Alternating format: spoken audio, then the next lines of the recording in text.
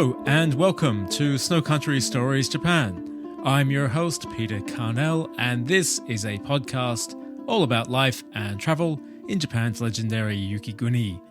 Not sure I need to keep saying that, but for the time being I will. In today's episode we return to Niigata Prefecture, a place we've visited before on the podcast, but this time we're headed into Niigata City for the first time to speak with Jenya Yuss. Jenya works for Edge of Niigata, a travel company based in Niigata City and operating tours and experiences in the city and wider prefecture.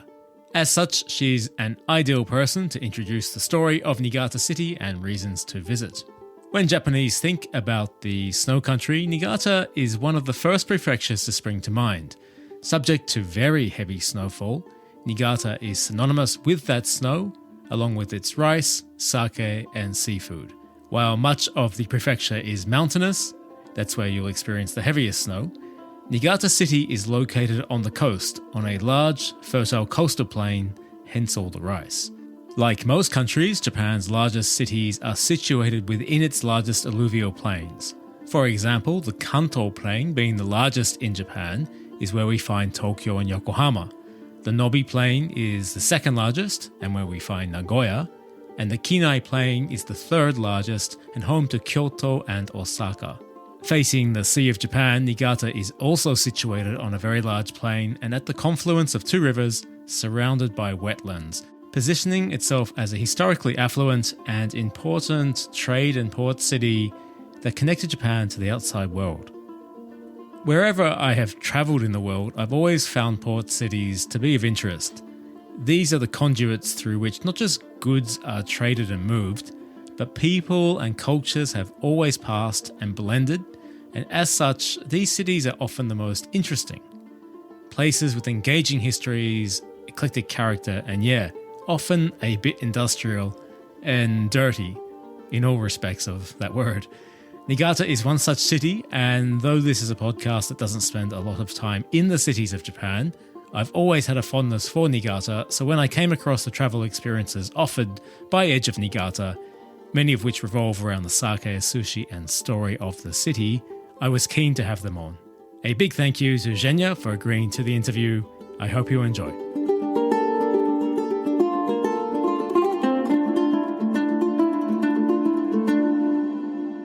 My guest on the podcast today is Jenya Yuss, project manager of Edge of Niigata, a tour company based in Niigata City and covering a range of destinations within Niigata Prefecture. So Jenya, thank you for speaking with me, and how are you? I'm great, thanks.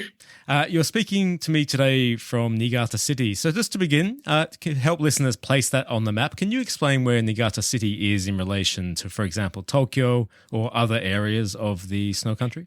So Niigata City is on the other side of the country from Tokyo. We're on the coast of the Japanese Sea, right kind of smack in the middle of Niigata Prefecture, or more or less in the middle of Niigata Prefecture. If you're looking on a detailed map of Japan, you will see that there is a small island next to the bigger Honshu, the main island, and that is Sado Island, and we're located right across the very narrow canal from there. In previous episodes of the podcast, we've actually been into Niigata Prefecture, but not specifically to Niigata City, where you are. So how would you describe Niigata Prefecture to anyone who's not been there? And more specifically, what is Niigata City like? Why is it worth visiting? So Niigata Prefecture in general has a lot of variety inside of it. It has over 300 kilometer coastline. So actually driving from one side of Niigata Prefecture to the other takes almost as long as driving from Niigata to Tokyo. So maybe 5 hours, 6 hours. So it's a very, very wide place with a lot of things in between. That said, it is the countryside, so you get a lot of rice fields, you get a lot of mountains, a lot of nature in general. But Niigata City is a very big city. It is even now the biggest city on the on the coast of the Japanese Sea. And 150 years ago,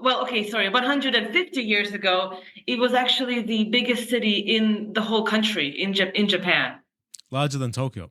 Larger than Tokyo, yes. Wow, I didn't know that. Yeah, there were many reasons for this. I think we'll be getting into them later on, but because of the legacy that Niigata City has, the hundreds of years of people coming here, there's a big mixture of kind of countryside and big city. So you don't get a lot of crowds, but you get amazing food, many, many different Mm. restaurants that you can try and eat at, a lot of sake breweries, a lot of really kind of interesting historic sites that are mostly overlooked because they're quite small in size. Mm. When you're comparing them to maybe very loud Tokyo and Kyoto and Osaka, I apologize, my biases are coming through. go go for it. But I think that there are many, many very small gems in Niigata, in the Niigata prefecture and Niigata city as well, that people always really find interesting. And obviously worth mentioning that Niigata is blessed with exceptionally heavy snowfall. I've read different. I've read different statistics. Either it's the prefecture with the most snowfall in Japan, or number two. So certainly it's one of the top two. What are the winters like in Niigata City? Because it's on the coast. So do you experience much snow there? So Niigata city is windy, very, very windy. Our snow is horizontal. Um, yeah, that's because of the wind. And the city itself maybe experiences about 1 meter of snow Okay. because most of it gets blown away. So Niigata city itself is located on a plain. There's no real mountains. Well, there are mountains, but they're not. They're maybe 1 hour away by car. Mm. So the wind just comes from the sea and blows through the plane to the mountains, carrying the snow with it. So we do have about 1 meter of snow, but nowhere near the 3, 4, 5 meter snowfalls that the mountainous areas get. Yeah, it's very interesting. And may I ask a little of your story? Where are you originally from, and how did you end up in Niigata? So I was born in Russia, in a very, very, nobody knows the city. It's called Moscow. Say that again. Yes, exactly. And then when I was 7 years old, I moved to, well, actually, Virginia originally. Mm. And I stayed in Virginia for about 6 months. And then we moved, as a family, we moved to New Jersey. And for maybe how many years? About 6 years, I would kind of spend my time between Russia and New Jersey, kind of going back and forth. That must have been quite a contrast, right? It was quite interesting, yes. Yes, definitely. And after, when I was about 14, we moved to Canada, and I lived in Toronto for a little bit, but I didn't like Canada. So when I was 15, I decided that I was moving back to Russia, and I don't want the Western world. I just want to be in Russia, and I moved back by myself. And I lived there for about 2 years. And then, for various reasons, I went back to Canada, finished high Mm. school. The last year of high school, I was in Canada. And then I graduated from University of Toronto and ran away to Japan. It sounds like your story. Your story is an episode to itself, I think. Oh, perhaps. And you're a project manager for the tour company and travel agent I mentioned at the beginning of the interview, Edge of Niigata. So can you talk to me about that? What types of travel experiences do you offer, and what types of guests are you catering for? As Edge of Niigata, we are a travel service, as you said, and we are dealing with inbound tourism. So with people who are coming from abroad to Japan, but we cater to English speakers mostly. So this is the US, Australia, and Singapore are our kind of main markets. So one thing that we offer is we offer pre-planned short experiences, just a few hours Hmm. that you spend with us, and we show you maybe some sites, or we show you some culinary experiences. I think we're going to go into some of the things that we offer afterwards. So I'll talk more about that then. And we also offer customized tours. So you come to us and you say, I like I like sake. I want to see a sake brewery, and I want to do some tasting, and I also want to eat some good food. What can you do for me? And we will, do plan everything for you. It can be a day trip. It can be multi-day trip. Really, anything you want. Prior to today's interview, I had a good look through your website and the tours that you're offering, and a couple stood out to me. Firstly, your Old Port Town Niigata walking tour. Can you tell me about that, about the tour itself and the history of Niigata as a port city? So as I mentioned, Niigata City was the biggest city in Japan 150 years ago. And the reason for that was because it was a port. So there are two major rivers that Niigata is at the mouth of. One is the Shinano River, which actually comes from Nagano, and also Agano River, which comes from Fukushima. I think you've talked about Fukushima as well. And these rivers really allowed goods from inland to be transferred to sea and then transferred all over Japan. Additionally, the Kitamaibune trade route from Kobe to Hokkaido also it made a stop in Niigata City. So this way, goods from Nagano, Fukushima, Hokkaido, Kobe, all of them were traded and coming into Niigata City. That said, Niigata was actually a very, very bad port. Shinano, You meant to say that. yes, yes, no. The mouth of Shinano River is very shallow. And even now, they actually have to scoop out the sand to allow some of the ferries to come in. Okay. So, because of this, ships were unloaded at the in well, without docking, they were unloaded in the water, and then barges would be bringing the goods inland.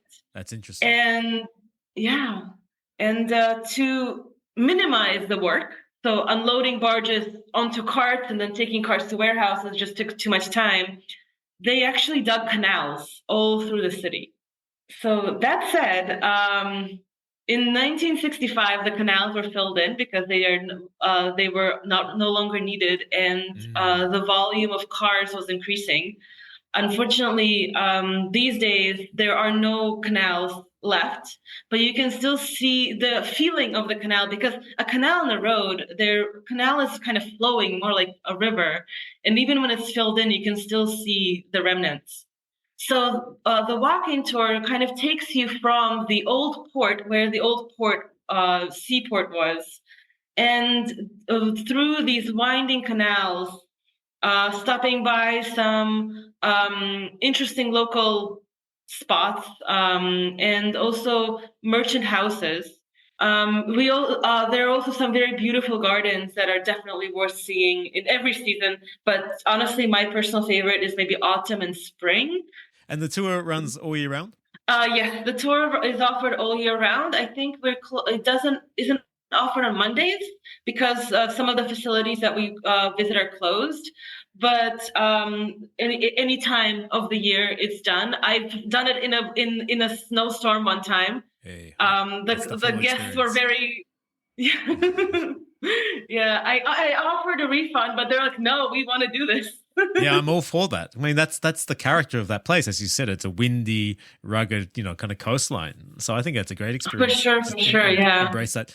You also offer other tours focusing on sake, sushi, and both. So let's start with sake. Niigata Prefecture boasts the most sake breweries of any prefecture in Japan. So what's on offer in Niigata City in terms of sake? So Niigata Prefecture in general has the most sake breweries in Japan. So among these 87 sake breweries, some of them actually offer brewery tours. So they are different involvement.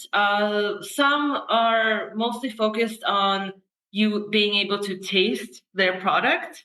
Some unique products that are unique to that cannot only be tasted during the sake brewery tour. And then others actually offer hands-on experiences where you can go in and actually maybe even participate in some part of the sake making. Oh, really? These are more seasonal because sake is not made all year round. Sake making usually takes place in winter. So this is a more seasonal experience.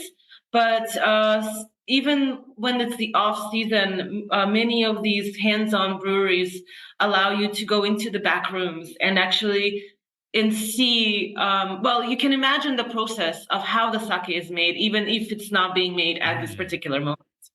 Us in particular, we offer sake tastings, and then we do a sake tasting and a food pairing. Another experience that we do is going into a shrine where you actually are able to enter a shrine, which I think in of itself is a unique experience.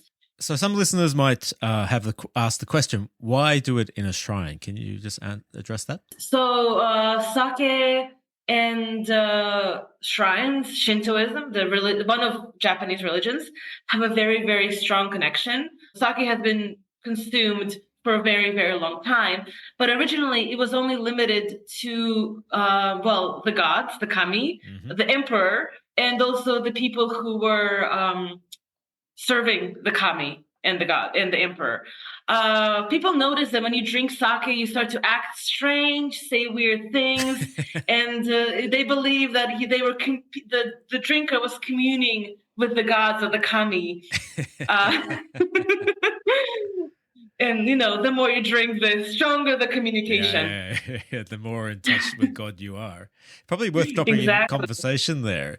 And I mentioned this on some of my tours, that there are 5 substances in Shintoism you can use to purify yourself. And some of them won't be a surprise. So one of them is fire. One is water. And that's where the tradition of bathing in the onsen comes from.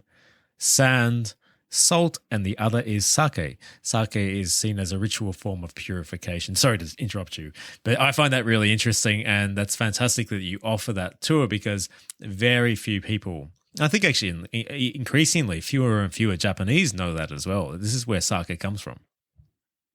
Exactly. And actually, originally, sake production was only limited to shrines. So as an individual, you couldn't even make sake. You had to the sake was made in the shrine itself. And I also see that you offer a bar hopping experience, which I assume sake features very heavily in that as well. We also offer a bar hopping experience, as you said, where we go into 3 places in the old town. So the port town, when Niigata was a port town, there was a party district with the geisha. As a port city, there were a lot of men coming in to the city unattached, and Niigata City became a really, really big geisha district.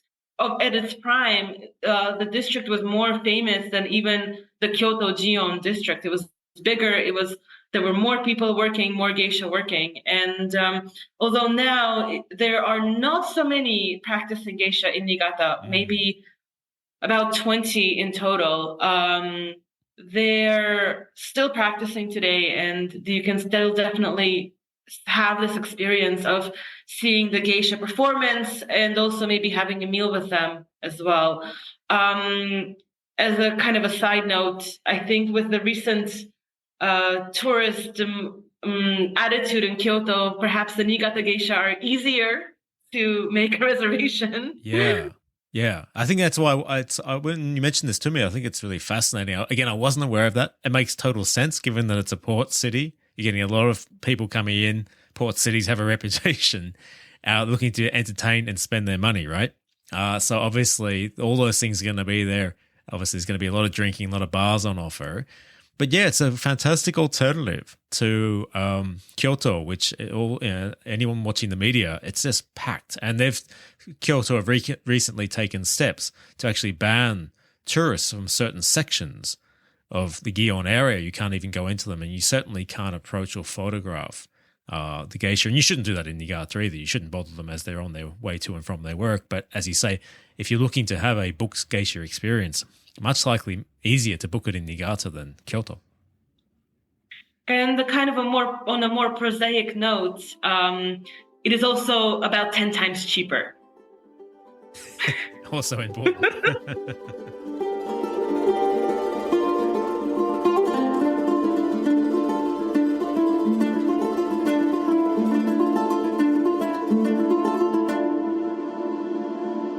So you also offer your sushi and sake savoring history tour. Being a port city, it should probably come as no surprise that seafood is a big part of the story when it comes to Niigata. Can you also tell me about that and the tour you offer? So it starts after lunch, and it kind of includes different parts of other tours that are put together to create this cohesive, full-on Niigata culinary experience. So you start with a bit of the walking tour where you walk around the city and learn the history and just see some of the landmarks that have helped create the legacy that is left behind now. Then you have a sushi making experience. So the nigiri sushi, not the rolls, but the actual fish on top. There is a restaurant in Niigata that's been under current ownership for about 50 years, but the restaurant itself has been around for about 200 years. Obviously, the owner hasn't been around that long. And the owner is actually the one who comes out and he teaches how to make the Oh, sushi. fantastic. And Yeah. he's amazing. Just even listening to him, just his stories about the area, that alone is fantastic. And after the sushi dinner, we move on to a restaurant where you get some more lighter snacks and have a sake tasting. And I think I've talked about the sake tasting before. So essentially, it's you get some of the lecture about how sake is made, and also learn to really categorize the sake and enjoy the food pairings. Now, let me push you out there on a on a controversial question. Let me get an opinion from you. Obviously, kaisen seafood in Japan is very renowned. Everybody talks up Hokkaido. Everybody talks up the seafood from Toyama, both also snow country regions. How do you rate the seafood from Niigata? So Niigata seafood is honestly the best seafood you will ever have tried. The sea is cold. There are some stronger currents, so the fish has to work for it, and there's a lot of fat. The fish is quite fatty, and that's where the enjoyment, the joy of the seafood comes from. It's the fish. It's the fattiness of the fish.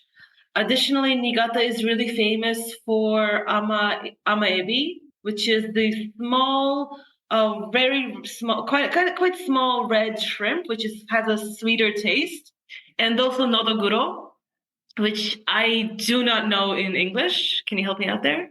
No, I don't know it either. That's all I know it as. Okay. Yeah, me too. It has a weird thing with black throat or something. I've heard it before, but yes, nodoguro is also a very, very famous seafood fish in Niigata, which is in season, I believe, in autumn. So if you're in Niigata in autumn, you have to try nodoguro. Yeah, Niigata really should get more recognition for its seafood. It really is fantastic. So I think it's great that you're doing that tour, and I recommend that people, if you're heading up there, to try it because it's in itself it's a reason to get up to Niigata. Now you are based in Niigata City, but you also offer, my understanding, you offer tours in the wider prefecture outside of Niigata City. So very quickly, Jenya, which tours are on offer in Niigata Prefecture? We're currently expanding the tours that we offer. Right now, we're kind of focusing on the snow country area, which is the Yuzawa, Tokamachi, Minami Onuma, and those areas. There are some hiking tours that are offered there. Also, there is a culinary experience where you can make the sweet mochi, which I think most people know them as mochi, but they are kind of with a Niigata twist with some sasadango is what I'm talking about, which I'm sure you've heard of. Which yeah, so the sasadango, the mochi, the rice cakes when they're made, they're mixed with a special herb, which gives them a very very unique fragrance and a green color, which is really cool. Additionally, Tokamachi area specifically is famous for fabric making and kimono making because it's a very very snowy region. For 6 months out of the year, there was snow and still is snow Mm. on the ground. So people couldn't really make a living with agriculture.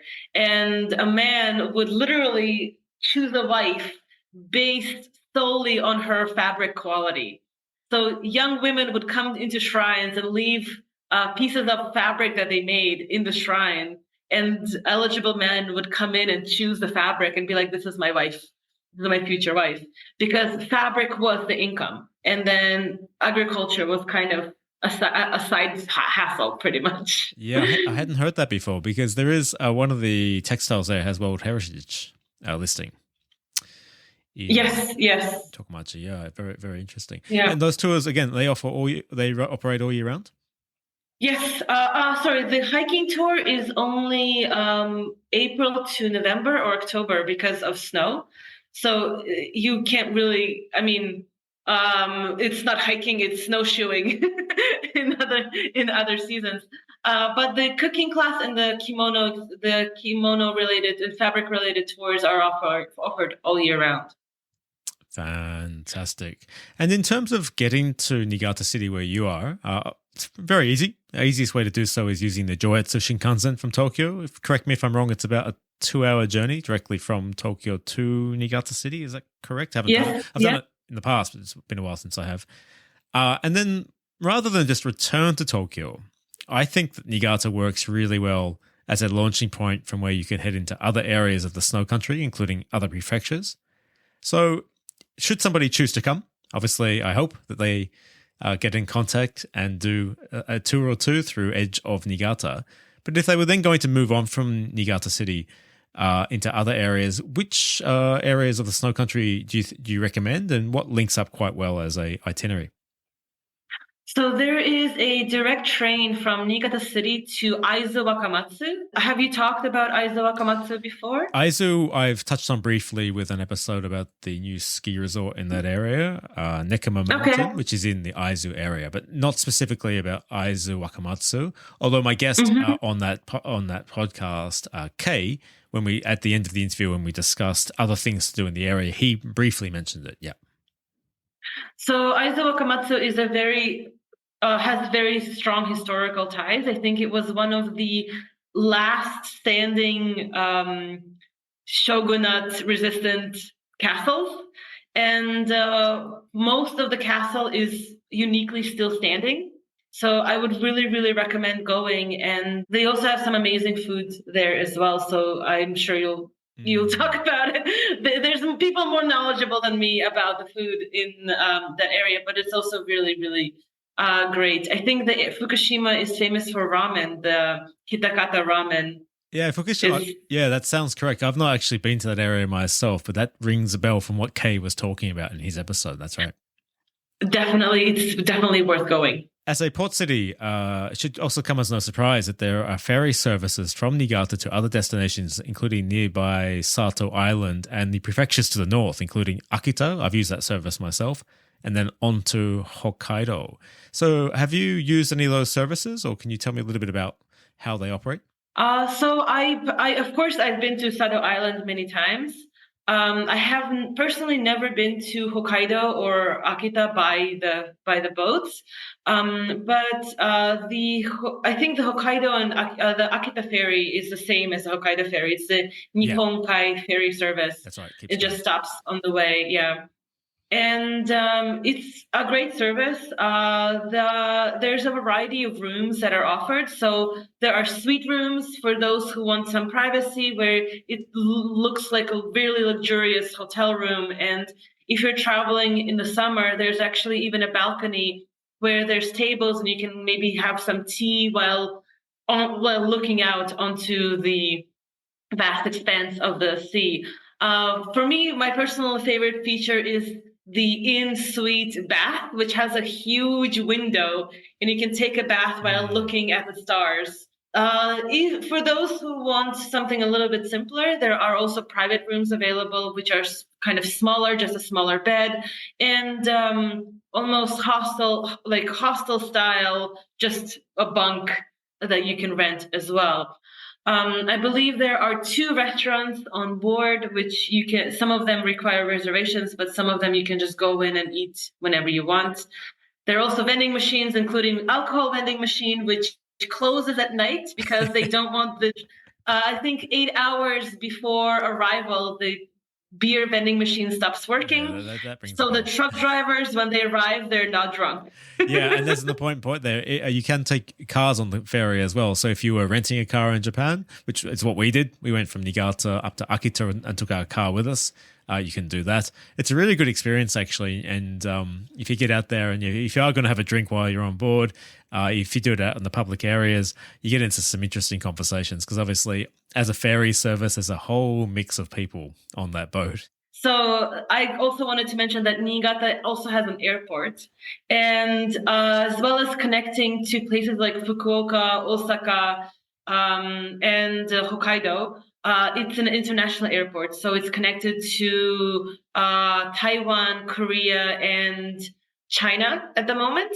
But I think the directions are expanding as we speak. And before COVID, there were a lot more places where with the flights. Some of them haven't returned quite yet.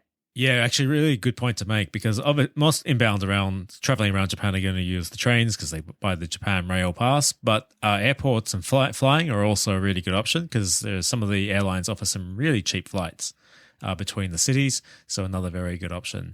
So final question, Jenya, for you is if listeners are interested in the tours offered by Edge of Niigata, where can they go to learn more?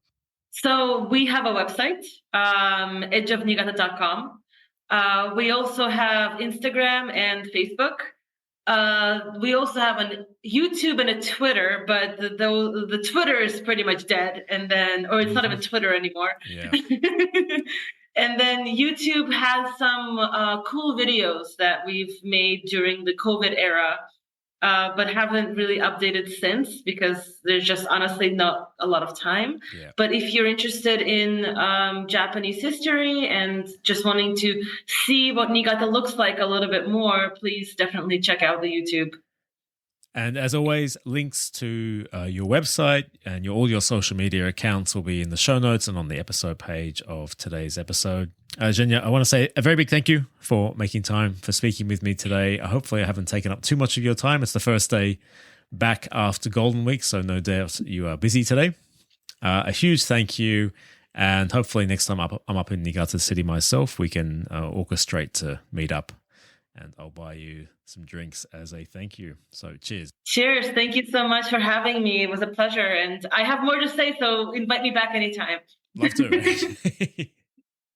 That's it for today's episode. Thank you again to Jenya for chatting with me. And once again, the website is edge-of-niigata.com, while you can find them on Instagram, Facebook, and YouTube by searching Edge of Niigata.